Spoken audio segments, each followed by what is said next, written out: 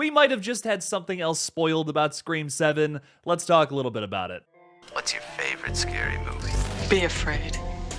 Be very afraid. I want to be a fighter, like you. Oh, let it burn! Let it burn! Did you miss me? You have to shoot them in the head. They always come back.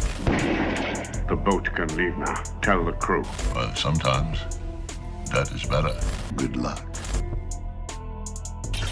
Hey everybody, I'm Killjoy Jake, and instead of having friends, I have horror movies. If you like horror flicks just as much as I do, then make sure to like this video and subscribe for more updates just like this one. Also, the best way to support the channel is by becoming a Patreon supporter, where you'll get exclusive perks like trailer reactions and bonus review videos. I'm currently covering Kevin Williamson's The Vampire Diaries for channel members and Patreon supporters. Check out a Season 2 review at the end of this week. Thank you to everyone who keeps me in business. Now let's get into this.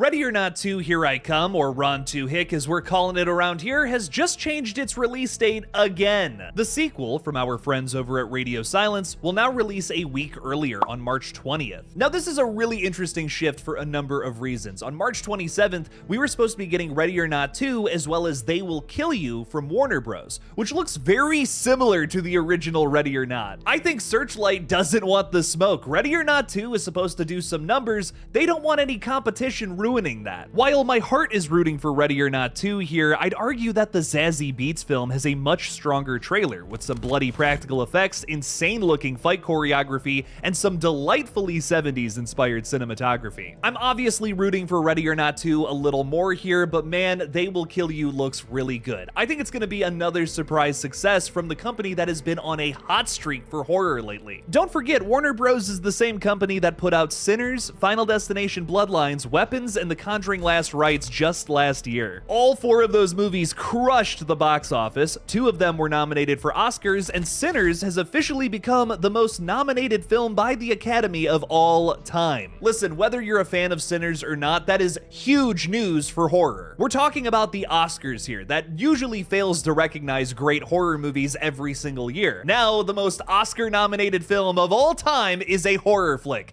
Get fucked, Oscar. Horror has taken over, baby. This is awesome. The point here being is that I would be shaking in my boots a little bit too if I was going up against that company at the box office. So now with Ready or Not 2 coming out a week before, it's likely to still have a very good box office run. Ready or Not 2 was going to be fine either way. I mean, it's one of the most highly anticipated horror flicks of the entire year. That trailer got way too many views for it to tank at the box office. Also, the star power with this one, dude, you got Sarah Michelle Gellar, you got Elijah Wood, you got David Cronenberg. With Samara Weaving and Catherine Newton heading this thing, there's no way this movie flops. Either way, I think horror fans are going to be winning at the end of March with two insanely good-looking flicks. I imagine both of these are going to be great. It's going to be a toss-up as to which one is better. James Wan has been very cryptic about the direction he wants to take the Saw franchise in now that Blumhouse and Atomic Monster have acquired the rights. He recently opened up to Letterboxd a little bit about it with a very long quote. Let's go through it. Wan says, "I have not been involved in this franchise to this degree, to this depth, basically since the first movie. On Saw 3, I was kind of there helping them shape the story, but I'm probably the one person in the world that has been the most removed from the franchise in that regard, other than giving my blessing throughout the multiple films. I feel I can come back to it with a new perspective, whilst knowing that with this next movie, I want it to hark back to the spirit of the first movie. One of the things I really want to do with this next Saw is make it scary again. I want to make a scary Saw, not just gory, but psychologically scarring, like what Lee and I did in the first movie. Lee and I both want to recapture the spirit of that first film and revisit Jigsaw's philosophy, which is that he goes after people who don't appreciate their lives. If you're a scumbag, but you appreciate your life, he doesn't see you as someone who's wasting your life. So I want to go back to what we touched on in the first movie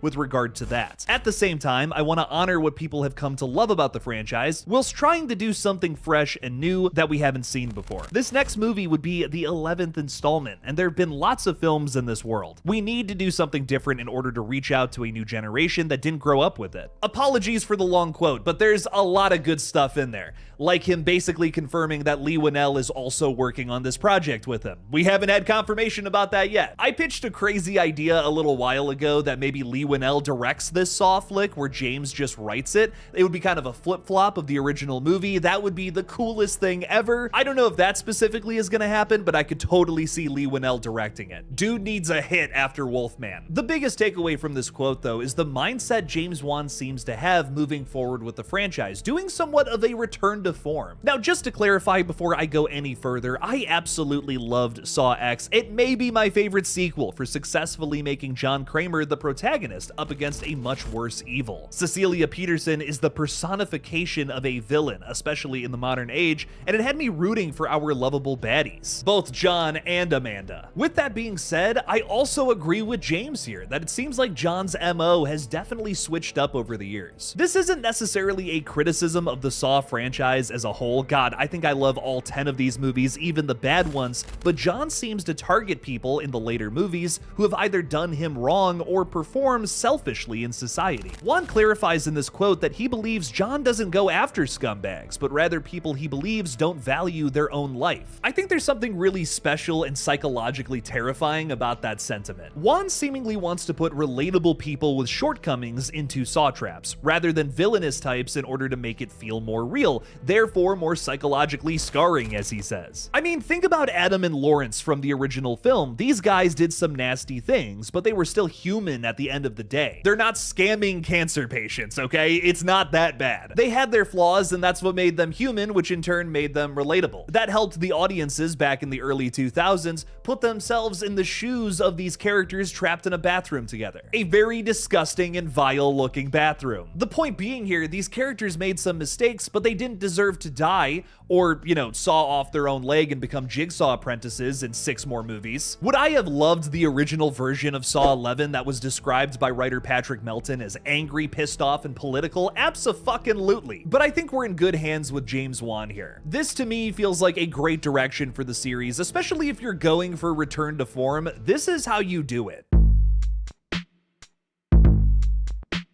The Scream 7 marketing has reached beyond our screens as a big billboard has gone up in LA. Ghostface stands with arms wide open as the Mocker house burns down behind him. Let me know if you've seen a Scream 7 billboard in your area. On top of that, there's a brand new shot from the Brazil TV spot that shows who I think is Asa Gurman getting dragged away, leaving a red right handprint on the window. Man, I get that this is a little TV spot that most people aren't going to see, but us crazy Scream fans are going to slow down literally every piece of marketing and break it down frame by frame. This to me is very obviously our emo sad boy getting killed somewhere in downtown Pine Grove. The only mystery left to solve here, Scooby-Doo, is could this be at Sydney's coffee shop? I guess there is one more cool little detail about this shot. You might have noticed that he's not actually wearing his emo sad boy shirt. Here, Asa is wearing the notorious blue flannel, just like so many of his co-stars, including and likely not limited to McKenna Grace with her blue flannel skirt and Sam Reckner sporting the shirt with his Homelander blonde haircut on the poster. So many characters have been shown to be wearing this article of clothing that I just don't even think it's a tell anymore. For those who don't know, typically before they're revealed, many ghost faces have been seen wearing blue flannel. It tends to be an early clue of who our killers actually are the whole time. Now the series seems to be leaning into that trope, likely to throw us off. There's a bunch of things about the trailer that play into our expectations regarding the film, and hopefully 7 has found a way to subvert them. I'm especially hoping there's some sort of twist we don't see coming right now, because otherwise it's pretty easy to whittle down this murder mystery to a few suspects. Assuming that based on the trailers, Jimmy Tatro, Michelle Randolph, Joel McHale, Celeste O'Connor, and Asa Gurman are killed in the flick, and none of the legacy characters are Ghostface, that leaves only McKenna Grace, Anna Camp, Sam Reckner, Ethan Embry, Mark Consuelos, and Tim Simmons as possible suspects. We've also heard that Ethan, Mark, and Tim all have small bit parts, so they're likely only in one scene or just dead meat. Ghostface is almost never these smaller roles outside of Debbie Salt in Scream 2. That leaves us with McKenna Grace, Anna Camp, and Sam Reckner as our possible Ghostfaces. With how much Kevin Williamson says he loves Scream 6, recently calling it his favorite sequel, and how the Texas Chainsaw Massacre has been featured all over this flick, I think these 3 folks are all a family of Ghostfaces again, but going after Sydney this time. Maybe it's because Anna Anna is Stu's secret sister, Leslie, or it could simply be because she's a true crime junkie, Karen, who just wants to go after all of Sydney's family members so that they make some sort of new stab documentary. Whichever way you'd spin it, I'd say I'm pretty close on target, and it just feels very redundant of the previous film. I am officially at the point where I do not want to see any more footage from Scream 7. I really hope I don't have the whole thing figured out. I hope I am dead wrong. We'll find out on February 27th in theaters, and hopefully nothing else gets spoiled in the meantime.